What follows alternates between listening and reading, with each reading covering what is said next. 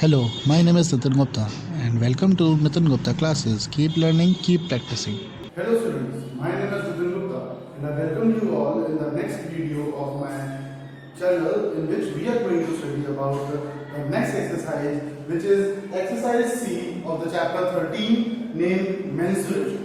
तो आज की इस वीडियो में हम 7th क्लास के लिए मेंस्ट्रुएशन चैप्टर जो चैप्टर नंबर 13 है और एक बहुत ही इंपॉर्टेंट चैप्टर है, इसकी एक नई एक्सरसाइज स्टार्ट करने वाले हैं।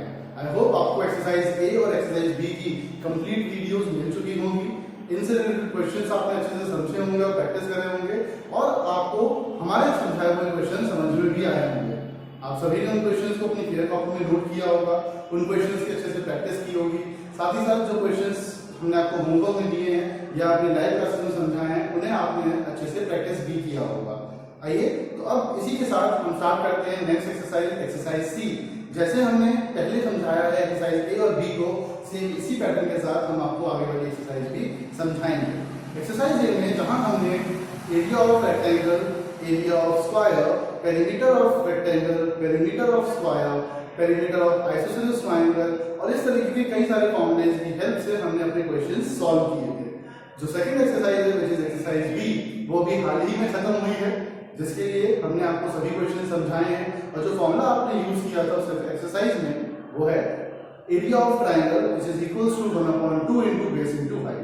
साथ में एक फॉर्मूला और सीखा है आपने जो है area of equilateral triangle, formula होता है √3/4 इनटू साइड स्क्वायर। ये सभी फॉर्मूलेज आप अच्छे से सीख चुके हैं, इनके क्वेश्चंस की प्रैक्टिस कर चुके हैं। तो अगर आपको इन क्वेश्चंस में कोई भी डाउट है तो आप हमसे कमेंट सेक्शन में पूछ सकते हैं या आप हमें व्हाट्सएप या मेल भी कर सकते हैं। हमारे कॉन्टैक्ट्स की डिटेल भी आपको दी गई है इस वीडियो में। आगे अगर हम एक्सरसाइज सी जो समझा रहे हैं, यहाँ जो फॉर्मूला हमें यूज करना है वो है एरिया ऑफ पैरेललोग्राम। पैरेललोग्राम आप सभी जानते हैं किस तरीके का होता है, हमें उसी का एरिया यहाँ पर डिस्कस कर रहे हैं। उसके एरिया का फॉर्मूला आप सभी को याद होना चाहिए, वो होता है बेस इनटू हाइट। हाइट अगर हम इसे कंप्लीटली एक्सप्लेन करें तो वो होता है base into corresponding height. Corresponding height कैसे? क्योंकि उस पैरेललोग्राम में टोटल 4 साइड्स हैं, तो 4 साइड्स के लिए जो हम बेस ले रहे हैं इसी के ऊपर ही जो इसकी हाइट बनाई गई है वही हम यहाँ यूज करेंगे, उसके अलावा कोई और हाइट हम यहाँ यूज नहीं करेंगे। चलिए फॉर्मूला आया होगा, आप सभी को समझ में आया होगा, दोबारा रिपीट कर देते हैं। Area of parallelogram is equals to base into height. बस इसी फॉर्मूले को यहाँ यूज करते हुए हम कंप्लीट एक्सरसाइज को सॉल्व करने की कोशिश करेंगे। आज जो हम इस वीडियो में समझ रहे हैं वो है question number 1, question number 2, question number 3 and question number 4। जहां पर क्वेश्चन नंबर 1 एंड 2 में आपको एरिया ऑफ ट्राइंगल के फॉर्मूले का यूज करना है और उसकी हेल्प से क्वेश्चन सॉल्व करने हैं। ऐसा क्यों होगा? अब आप सोचेंगे कि हमने पिछली एक्सरसाइज में तो एरिया ऑफ ट्राइंगल से रिलेटेड कई सारे क्वेश्चन समझे थे, बट यहां अब ऐसा दोबारा से वही हो रहा है कि हम एरिया ऑफ ट्राइंगल का यूज कर रहे हैं अपने क्वेश्चंस को सॉल्व करने के लिए। ये सिर्फ इसीलिए है जिससे कि जिन स्टूडेंट्स को एरिया ऑफ पैरेललोग्राम में डाउट है तो वो अगर स्टार्टिंग एरिया ऑफ ट्राइंगल से करेगा तो उसे समझ में बहुत आसानी से आ जाएगा। अब ऐसा क्यों हुआ? क्योंकि एरिया ऑफ ट्राइंगल का फॉर्मूला होता है 1/2 इनटू बेस इनटू हाइट और एरिया ऑफ पैरेललोग्राम का फॉर्मूला होता है बेस इनटू हाइट। तो दोनों में सिर्फ क्या डिफरेंस है? दोनों में सिर्फ इतना डिफरेंस है कि एक के अंदर 1/2 आता है और दूसरे के अंदर 1/2 नहीं आता। तो बस यही छोटा सा बेसिक डिफरेंस है जिसकी हेल्प से हम अपने सारे क्वेश्चन को सॉल्व करेंगे। तो चलिए स्टार्ट करते हैं क्वेश्चन को सॉल्व करना। फर्स्ट क्वेश्चन में आप देख सकते हैं, क्वेश्चन में गिवन भी है, हमने लिखा है वही रूल्स वही ट्रिक्स यूज करेंगे जो हमने आपको पहले बताई हैं। क्वेश्चन में वो सब लिखेंगे जो क्वेश्चन में गिवन था सॉल्यूशन के अंदर। जैसे यहाँ क्वेश्चन फर्स्ट में बेस दिया गया था 9.6 सेंटीमीटर और हाइट दी गई थी 5 सेंटीमीटर, हमने सबसे पहले उसका यूज किया। देन उसके बाद आप अगर पॉसिबल है तो फिगर जरूर बनाएंगे। उसके बाद आप वो फॉर्मूले का यूज करेंगे जो फॉर्मूला आपको क्वेश्चन में यूज करना है। यहाँ आपको ट्राइंगल का बेस और हाइट दी गई है, एरिया कैलकुलेट करना है। तो निकालते हैं area of triangle. Area of triangle तो सबसे पहले फॉर्मूला पुट करेंगे। फॉर्मूला होता है 1/2 into base into height. Values put कर देंगे जो दी गई है आपको क्वेश्चन में पहले से ही। इजी क्वेश्चन है क्योंकि आप इसकी प्रैक्टिस बहुत बार कर चुके हैं अपनी लास्ट एक्सरसाइज के अंदर। 9.6 से 2 को डिवाइड कर सकते हैं हम, तो 9.6 को 2 से डिवाइड करने पर हमें मिलेगा 4.8, कितना मिलेगा 4.8, और 4.8 का 5 से मल्टीप्लाई कर लीजिए, जो भी आपका आंसर आएगा वही फाइनली आपका आंसर हो जाएगा। और मल्टीप्लाई करने पर 4.8 का 5 से मल्टीप्लाई करने पर आंसर आता है 24 सेंटीमीटर स्क्वायर। इजी क्वेश्चन है, आप जल्दी से नोट कर सकते हैं। एंड देन उसके बाद हम next question which is question number 2 पर शिफ्ट करेंगे।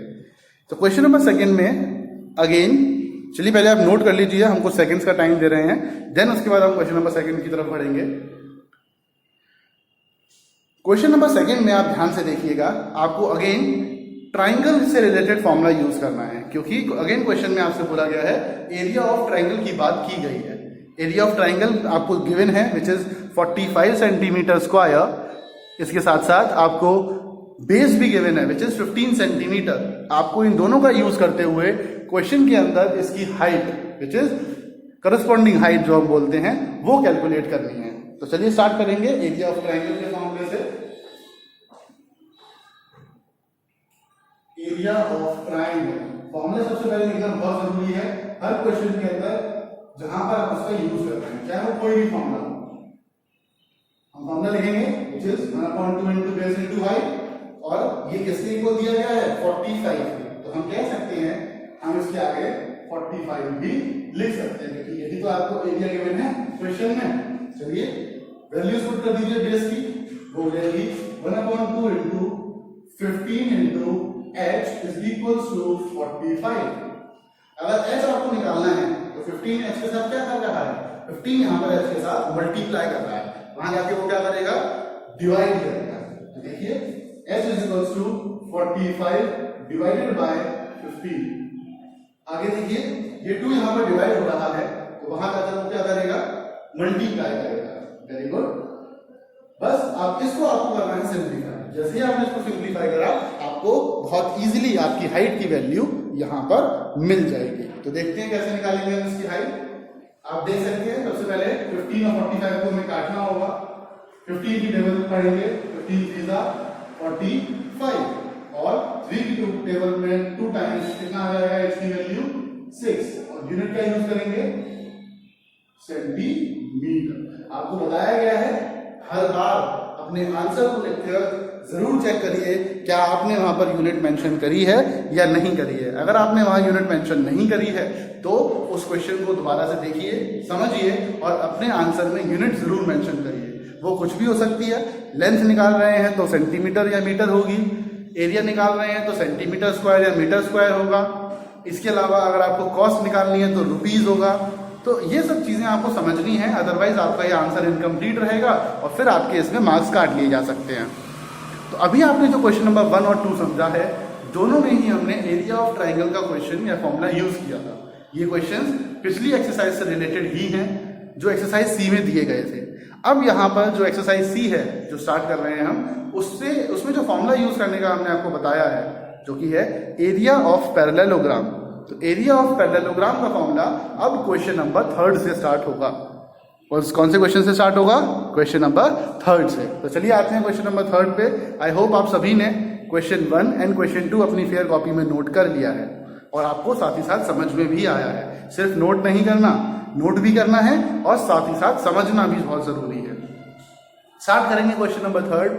क्वेश्चन 3 में आपको बेस की वैल्यू दी गई है 7 सेंटीमीटर और साथ ही साथ आपको हाइट दी गई है जो कि है 4 सेंटीमीटर। तो डायरेक्टली हम सबसे पहले एरिया ऑफ पैरेललोग्राम का फॉर्मूला यूज करेंगे। एरिया ऑफ पैरेललोग्राम, ये पहली बार आपके सिलेबस में फॉर्मूला आ रहा है, इसलिए हम पूरा वर्ड यूज कर रहे हैं। एरिया ऑफ पैरेललोग्राम फॉर्मूला होता है, हमने अभी भी बताया था वीडियो की स्टार्टिंग में, which is base into height. अब तो आपको बहुत इजीली समझ में आ गया होगा कि क्या करना है। बेस और हाइट का मल्टीप्लिकेशन ही हमारा एरिया होता है पैरेललोग्राम के केस में। और एरिया अगर आपको अब निकालना है तो बेस भी गिवन है और हाइट भी गिवन है, जस्ट आपको बस उसकी वैल्यूज को वहां पर पुट करना है। तो कर दीजिए पुट। एरिया ऑफ पैरेललोग्राम मतलब में बेस इनटू हाइट है, तो पुट करेंगे। बेस की वैल्यू है 7 और हाइट की वैल्यू है 4। करिए मल्टीप्लाई, मल्टीप्लाई कितना आएगा आंसर? 7 4 जा 28 28. Very good. 7 4 सा 28. अब क्या सिर्फ आंसर 28 होगा? बिल्कुल नहीं. क्या आपका आंसर यहाँ पर कंप्लीट हो गया? बिल्कुल नहीं. क्यों? कि बताया है हमने आपको हर क्वेश्चन के लास्ट में आपको यूनिट मेंशन करना जरूरी है. क्या निकाल रहे थे? एरिया. यूनिट क्या है? सेंटीमीटर. तो आंसर हो जाएगा 28 सेंटीमीटर स्क्वायर. बताएं कोई डाउट? अगर किसी स्टूडेंट को कोई कंफ्यूजन हो तो आप हमसे व्हाट्सएप पे, ईमेल से या कमेंट सेक्शन में पूछ सकते हैं. चलिए बढ़ते हैं, आगे बढ़ेंगे इस क्वेश्चन के अंदर. इस क्वेश्चन में तो नहीं, बट हाँ एक बार फॉर्मूला जल्दी से डिस्कस कर लेते हैं कि फॉर्मूला कैसा है. पहले हम पैरेललोग्राम का फिगर बनाते हैं. ये है पैरेललोग्राम. इस तरीके का फिगर को कहा जाता है पैरेललोग्राम. डिफाइन अगर हम समझाएं तो ऐसा कोई भी फिगर जिसमें 4 साइड्स होती हैं, वो क्लोज्ड हो. क्लोज मतलब बंद हो, ओपन नहीं हो, क्लोज्ड हो. साथ ही साथ उसकी ऑपोजिट साइड पैरेलल भी हो और इक्वल भी हो. इसका मतलब ये दोनों साइड पैरेलल और इक्वल, ये दोनों साइड पैरेलल और इक्वल, और ये 4 साइड से मिलकर बनने वाला एक क्लोज्ड फिगर. तो ऐसे फिगर को हम पैरेललोग्राम कहते हैं. इसमें अगर ये इसका बेस है तो ये हो जाएगी इसकी कॉरस्पॉन्डिंग हाइट. ये हो जाएगी इसकी कॉरस्पॉन्डिंग हाइट, क्योंकि इस बेस के साथ ये वाली हाइट काम करेगी. अगर इसको आप बेस लेते हैं, अगर आप इसको बेस लेते हैं, तो यहाँ पर ये वाली जो आप लाइन देख रहे हैं, ये वाली तो इसीलिए क्वेश्चन के अंदर डिफरेंट अगर बेस दिया गया है तो डिफरेंट हाइट आ जाएगी. इसीलिए वहां पर हर बार एक वर्ड यूज करते हैं हम बेस के साथ, base multiplied by it's corresponding height. I hope आप सभी को ये फॉर्मूला समझ में आ गया होगा. तो चलिए बढ़ते हैं अपने आज की वीडियो का लास्ट क्वेश्चन की तरफ, जो है क्वेश्चन नंबर 4. अब इस क्वेश्चन में सबसे पहला जो काम आपको करना है वो करना है इस क्वेश्चन की यूनिट्स को सेम करना है. क्वेश्चन की तरफ अगर आप ध्यान से देखेंगे तो आपको एरिया की वैल्यू दी गई है 2.34 मीटर स्क्वायर और बेस की वैल्यू दी गई है 18 dm विच इज डेसीमीटर. तो अब क्वेश्चन तो क्या है, कैसे करना है, वो बाद की बात है. बट सबसे पहले जो आपको चीज नोटिस हो रही होगी वो ये हो रही होगी कि इस क्वेश्चन के अंदर आपको डिफरेंट यूनिट्स दी गई है. तो सबसे पहला काम आपका ये है कि आप इस क्वेश्चन की यूनिट्स को सेम करिए, एंड देन उसके बाद हम क्वेश्चन को समझेंगे कि क्वेश्चन में करना क्या था. अब बताइए क्या चेंज करेंगे? क्या आप मीटर स्क्वायर को सेंटीमीटर में चेंज करेंगे, या फिर जो डेसीमीटर दे रखा है उसे मीटर में चेंज कर लेंगे? कौन सी चीज आसान है? आप सभी को समझ में आ गया होगा कि मीटर स्क्वायर को चेंज करना मुश्किल काम है, इसीलिए उसको वैसे का वैसे ही रहने देंगे. हम जो चेंज करेंगे वो है डेसीमीटर को मीटर में कन्वर्ट कर देंगे. आप जानते हैं कि अगर हमें डेसीमीटर को मीटर में कन्वर्ट करना है तो 10 से डिवाइड करते हैं, और डिवाइड करके जो मिला वो हो गया 1.8 मीटर. तो ब्रेथ की वैल्यू, बेस की वैल्यू हमने चेंज कर ली. 18 डेसीमीटर दी गई थी, हमने उसे 1.8 मीटर लिख लिया. अब आते हैं क्वेश्चन पर. क्वेश्चन में कहा गया था कि एक पैरेललोग्राम है, इस पैरेललोग्राम का बेस आपको मिलेगा विच इज 18 डेसीमीटर. चेंज करेंगे तो 1.8 मीटर. बेस दिया गया था, कंप्लीट एरिया दिया गया है विच इज 2.34 मीटर स्क्वायर. आपको इसकी हाइट कैलकुलेट करनी है, इसकी करस्पॉन्डिंग हाइट कैलकुलेट करनी है. तो अगेन फॉर्मूला सेम यूज करेंगे. इस फॉर्मूले में एरिया ऑफ पैरेललोग्राम गिवन है, बेस गिवन है, इस हाइट की वैल्यू को कैलकुलेट करना है. सबसे पहला step formula. Area of parallelogram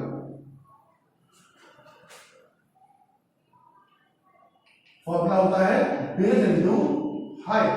area of parallelogram कितना है? 2.34 इज इक्वल टू बेस कितना है? अभी निकाला 1.8 मल्टीप्लाई किसके साथ हो रहा है? x के साथ. यहां तक सभी स्टूडेंट को समझ में आ गया होगा. हम उम्मीद करते हैं कि हमने बहुत क्लियरली इसको एक्सप्लेन किया है. तो यहां तक आप सभी को समझ में आ गया होगा. बढ़ते हैं आगे इसके अंदर. अगर आपको यहां h कैलकुलेट करना है तो h निकालने के लिए 2.34 से 1.8 को डिवाइड करना होगा. 2.34 से 1.8 को डिवाइड करना होगा. तो चलिए जल्दी से करते हैं इसका डिवाइड और कैलकुलेट करते हैं अपना आंसर वो कितना आएगा. तो ध्यान से देखेंगे स्टूडेंट्स. सबसे पहले जो डेसिमल हमें हटाइए, ये हो जाएगा 10 और नीचे आ जाएगा 100। एक डेसिमल प्लेस इसलिए 10, दो डेसिमल प्लेस है इसीलिए 100। काट दीजिए, कट गया, 0 से 0 कट गया। 234 से 18 को डिवाइड करेंगे। 234 से आप 18 को डिवाइड करेंगे और बताइए कितना आंसर आएगा। 234 से जब 18 को हम डिवाइड करते हैं तो हमें सबसे पहले तो इसके लिए टेबल आनी चाहिए। अगर आपको टेबल नहीं आती है तो आप इसके अंदर, अगर आपको टेबल याद नहीं है तो कोई बात नहीं, आप इसके अंदर इजीली मल्टीप्लाई करके भी देख सकते हैं। तो चलिए सॉल्व करेंगे इसको हम। 18 की टेबल में 13 टाइम, कितने टाइम? 13 टाइम। तो h की वैल्यू आ गई 13/10 मीटर। इसको चाहे तो हम 1.3 मीटर भी लिख सकते हैं या फिर हम इसको 13 डेसीमीटर भी लिख सकते हैं। तो इस तरीके से आपका कंप्लीट आंसर ऐसे चेंज हो जाता है, जिसमें हाइट की वैल्यू हो गया तो 1.3 मीटर लिख सकते हैं या फिर 13 डेसीमीटर भी लिख सकते हैं। आई होप आप सभी को ये क्वेश्चन समझ में आए होंगे। एक्सरसाइज सी के क्वेश्चन नंबर 1, 2, 3 एंड 4 आप सभी ने अपनी फेयर कॉपी में नोट कर लिया होगा। तो इसी के साथ आज की ये वीडियो यहीं खत्म होती है। मिलते हैं अगली वीडियो के साथ, जिसमें हम एक्सरसाइज सी के आने वाले क्वेश्चंस को एक्सप्लेन करेंगे। साथ में इसके साथ हम आपको कुछ होमवर्क भी देंगे जो आपको अपनी फेयर कॉपी में अटेम्प्ट करना है। अगर आपको समझ में आए तो आप उसे अपनी फेयर कॉपी में जरूर नोट करिएगा उन क्वेश्चंस को जो हम होमवर्क में दे रहे हैं। अदरवाइज हम उनको लाइव क्लास में एक्सप्लेन जरूर करेंगे। ठीक है स्टूडेंट्स, आज के लिए इस वीडियो में इतना ही। मिलते हैं नेक्स्ट वीडियो में, जिसमें हम एक्सरसाइज सी के आगे के क्वेश्चंस एक्सप्लेन करेंगे। Thank you students. अगर आपको ये वीडियो अच्छा लगा हो तो लाइक कीजिएगा। अगर इस वीडियो से रिलेटेड आपके कोई सुझाव हैं तो let me know in the comment section below and do share it with your friends. Subscribe to my channel Nitin Gupta Classes and press the bell icon to get the notification of the latest videos. You can also follow me on Instagram and Facebook at Nitin Gupta Classes. You can also mail me at nitinguptaclasses17@gmail.com. आज की video के लिए बस इतना ही। फिर मिलते हैं किसी अगली वीडियो के साथ। तब तक के लिए कीप लर्निंग, कीप प्रैक्टिसिंग।